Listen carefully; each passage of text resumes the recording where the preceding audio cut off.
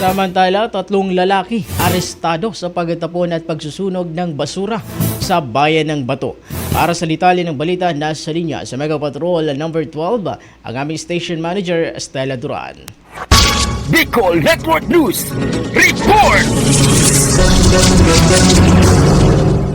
Arestado ng Bato PNP ang 3 lalaking nahuli sa aktong nagtatapon at nagsusunog pa ng mga oil filters at iba pang klase ng mga basura sa kahabaan ng National Highway, Barangay CP, Bato, Catanduanes. Kinilala ang mga naaresto na sina alias Mike, Joe at JR, pawang mga mangangalakal ng mga basura. Matatandaan na marami nang natatanggap na reklamo mula sa mga residente na ginagawang tapunan ng basura ang nasabing lugar. Sa ngayon, nahaharap ang 3 akusado sa kasong paglabag sa Section 48 ng Republic Act 9003 o the Ecological Solid Waste Management Act of 2002. Samantala, nanawagan si Bato PNP Chief Police Major Kenneth Ding Gutierrez sa lahat na sumunod sa batas at sa tamang pagtatapon ng mga basura at makiisa rin sa mga ginaganap na paglilinis sa kani-kanilang mga barangay alinsunod sa DILG Memorandum Circular 2023-133 o ang Barangay Kalinisan Day.